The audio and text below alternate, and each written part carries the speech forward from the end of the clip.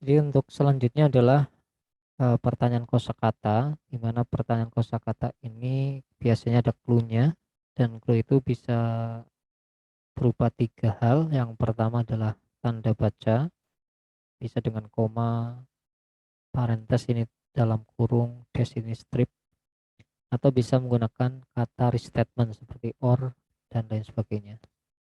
Bisa juga dengan pemberian contoh, ini adalah clue untuk pemberian contoh. Nah, untuk cara menjawabnya, yang pertama adalah temukan katanya di dalam teks dulu. Kalau sudah ketemu, kita lihat setelahnya kosakata itu apakah ada salah satu clue ini.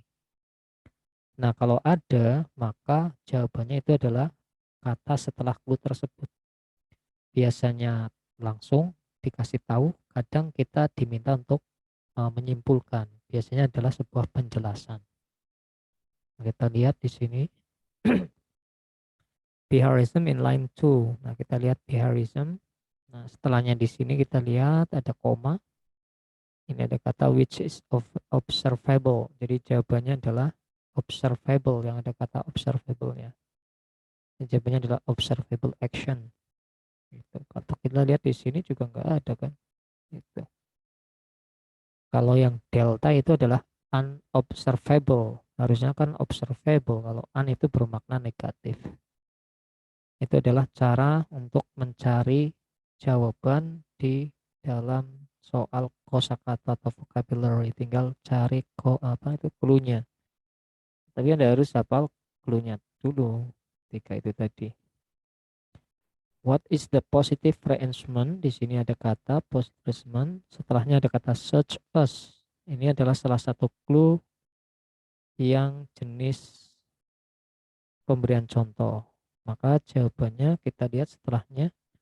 Jadi positive reinforcement itu seperti pujian, makanan atau uang karena melakukan hal-hal yang baik. Jadi kita lihat pilihan gandanya. Yang pertama adalah gift. Gift ini adalah hadiah. Reward itu penghargaan. Penalti ya ini adalah hukuman. Bribe itu maknanya apa itu? Bribe,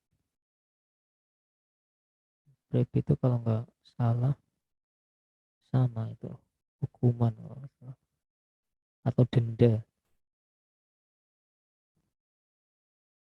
Jadi bribe itu denda atau suap lah, sogokan. Jadi jawabannya yang tepat adalah reward. Kalau gift itu hadiah, jadi kita nggak harus melakukan hal-hal yang sifatnya itu promoting good. Misal kita ulang tahun kan biasanya juga dikasih kan.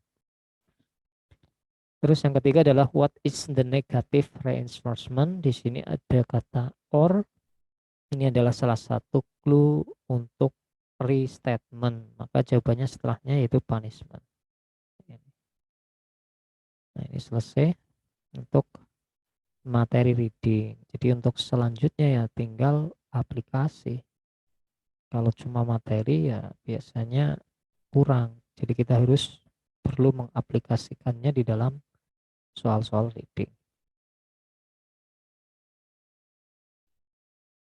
Oke, mungkin seperti itu, Miss Lirisa. Ada pertanyaan? Bisa mau tanya, Iya, kalau besok ujiannya itu sistemnya kayak kita dikasih soal gitu ya, Mister? iya Terus dikasih nanti soal. dikerjain. Iya, bisa online, bisa dikasih soal. Maksudnya dikasih soalnya lewat WA gitu, berarti atau gimana? Kalau soalnya sih, ya kadang kan biasanya saya kasih latihan dulu. Nah, kalau Mm-mm. latihannya itu sebenarnya sih sama kayak untuk soal tesnya. Cuma kalau untuk mau tes kayak beneran itu biasanya ke sini. Karena apa? Karena kalau misalkan di rumah kan ya kita biasanya nggak ini kan nggak konsisten alias kadang disambi gitu. Kalau latihan tes simulasi itu kan memang harus seperti kayak Tapi tes gitu. kalau aku di Jakarta, terus gimana ya, Mister? Ya boleh sih pakai ini soal, misalkan mau pakai kiriman PDF bisa, atau mau online juga bisa ngeklik-ngeklik gitu. Oh iya, iya. Itu kemarin teman aku jadi daftar ya, Iya sih, siapa? Riva. Riva, iya. Oh, Dulu dia dia jadi daftar. jadi, tapi dia Hmm. ngambilnya fleksibel waktunya. Kalau tadi belajar jam berapa? Jam 6. Kalau kemarin sih belum belajar ya, baru belajar 2 kali. Oh, berarti bukunya dikirim ya, Mister? Iya, bukunya besok dikirim. Oh, ya Dikirim udah, besok. makasih. Iya. Ya sih kalau untuk latihannya sih nanti bisa fleksibel. Maksudnya kalau misal menggunakan apa itu komputer itu agak susah, ya bisa dipakai PDF itu. Tapi kalau enggak ya tinggal klik-klik aja itu. Cuma nanti Mr. Hif kasih PDF-nya dulu yang latihan grammar kedua, karena kan kemarin kita baru belajar pretest yang grammar pertama, dan itu harus ada targetnya. Biar nanti kalau latihan yang selanjutnya misalkan saya kasih lagi nih, reading kan sudah saya kasih latihan reading, coba betul berapa. Terus besok latihan listening, coba kasih. Nah, nanti betulnya berapa, tinggal coba pura-pura di skor. Skornya berapa itu. Kalau sudah latihan, tinggal kita bahas mana hal-hal yang kurang di situ. Untuk latihannya ya nanti sampai bagus. Kalau misalkan sudah konsisten bagus ya sudah. Tinggal nanti dicetak untuk sertifikatnya. Kalau latihannya sih boleh berkali-kali. Karena untuk latihannya soalnya banyak itu. Ada lagi, Miss Lirisa? Cukup. Cukup ya. Nah, jadi karena yang grammar itu kemarin udah banyak soalnya, jadi perlu dibaca lagi. Kalau nggak saya kasih latihan itu pasti nanti hilang cara strateginya. Kenapa? Karena udah kelamaan.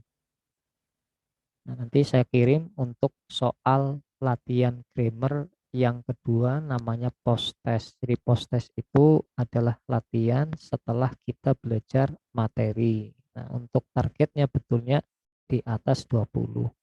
Cuma untuk target grammar itu kan kemarin minimal 25. Kalau bagus mendekati 30. Kalau latihan kedua udah langsung betul di atas 30 ya malah bagus. Oke, mungkin seperti itu untuk materi kita pada malam hari ini. Kita lanjut untuk pertemuan berikutnya. Jadi untuk yang selanjutnya kita akan belajar listening. Oke, sebelum kita tutup, hari kita tutup kelas kita dengan berdoa bersama, berdoa mulai. Finish, thank you very much. Kelas CC, Assalamualaikum warahmatullahi wabarakatuh. Waalaikumsalam warahmatullahi wabarakatuh. Thank you, Mister.